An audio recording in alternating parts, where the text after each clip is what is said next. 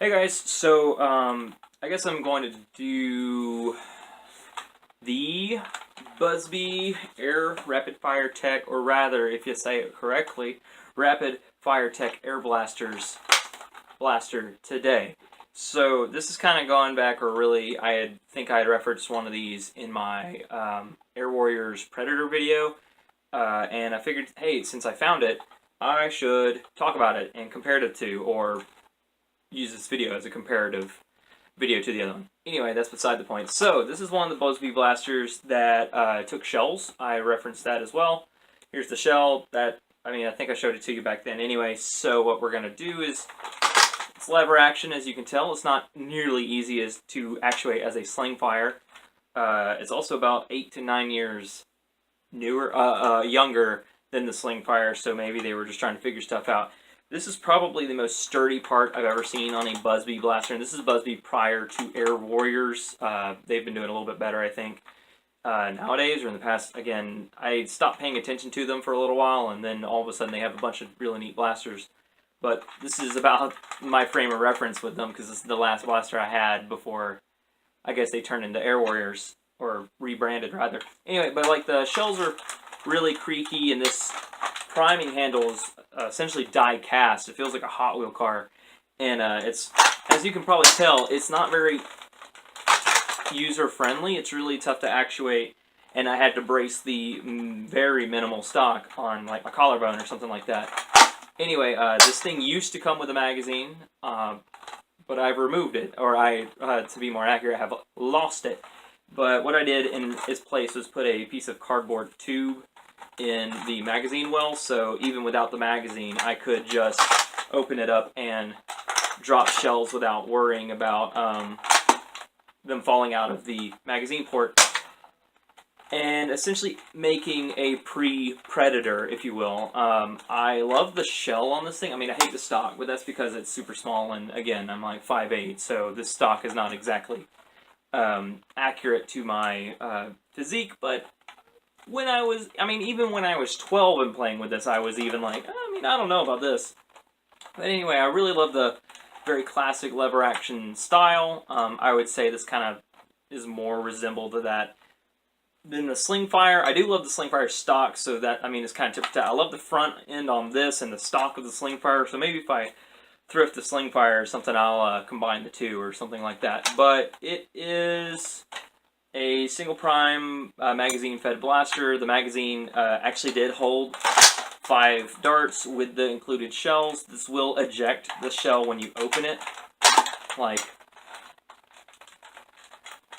Jesus. That might have been a little bit quick, but regardless, and you see it just throws it on the floor, so you have to go and find it later.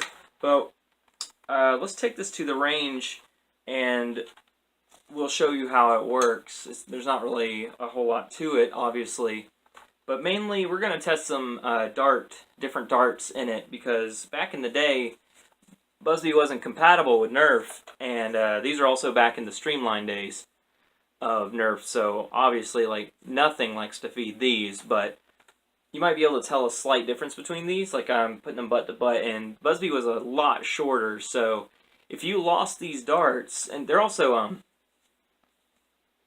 might be able to tell with the camera, these have a bigger opening, and it was kind of to correlate with the little rod here in the center of the shells, and the air restrictor is in the shell too, so your dart had to be short enough to fit, and also fit into the chamber, also dense enough to, when you're putting it in, push that restrictor back, but the Streamlines would just not do that, and it would be counterintuitive or counterproductive when it came to trying to fire the blaster. So to the surprise of nobody, Streamlines were terrible then too. So here, we'll go ahead and you just drop it on in, and let's take it to the range.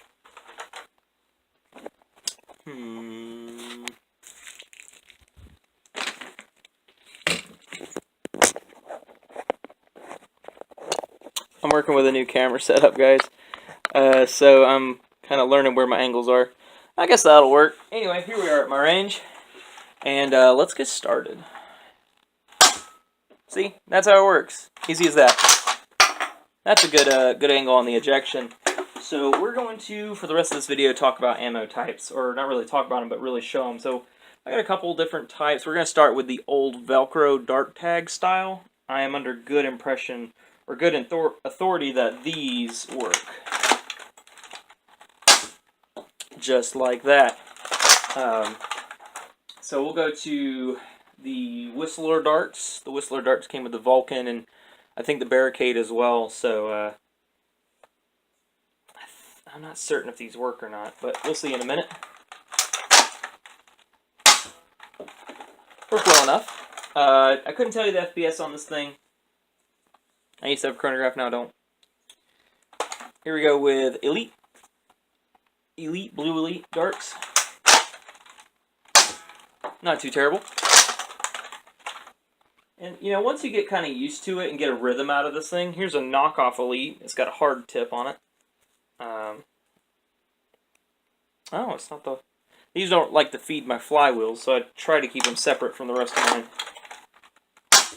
A little slow, but it is a stock blaster. Now we got a white Elite. There we go. It does. You do have to put a little bit of crush on the dart sometimes to get it to fit into the shell, which is another reason why I don't like to. Works well enough, but also half these darts that I'm using didn't exist back when this was when this was on shells. Like the Aki Strike right here, that, you know, BuzzBee and Aki Strike weren't really on the same timeline, but see, it worked just fine then too. I think, you know, if you went back in time and told me, like, hey Cole, these you know, this BuzzBee blaster, it's going to be better in the future when, you know, you don't have to only use BuzzBee darts, I probably wouldn't have believed you. That was a green Zombie Strike Elite. Worked pretty well for that one too. Now, one thing I do know don't work are waffle heads and these knockoff Aki Strikes that off Amazon. I've noticed that you have to put a significant amount of crush on them, and they still don't fire very well out of them. I guess one more just for the fun of it. Will it fit? Oh no, I don't think it will. Aw, darn. I was kind of hoping that this barrel would be, because it's just the right diameter for a rival. Well, hot damn. Let's try a rival round. I'm just going to put the shell in a la a blank. We got the rival round stuck down in there. Kind of wish I had a ramrod to, you know, make sure that oh man, I think I do actually.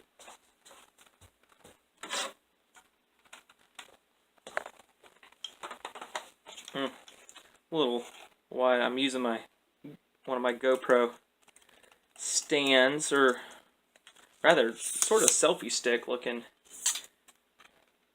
So we'll take that out. Shorten it a little bit. I don't need it that long. And make sure that's good and in it. And can't say I'm too surprised by that result, to be honest. Let's hope I can get that round out here in the near future.